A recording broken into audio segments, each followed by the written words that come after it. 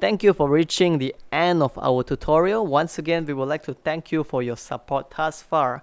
And if you find what we do here to be helpful, please help us by leaving a like, comment, subscribe, and share our videos. Thank you so much.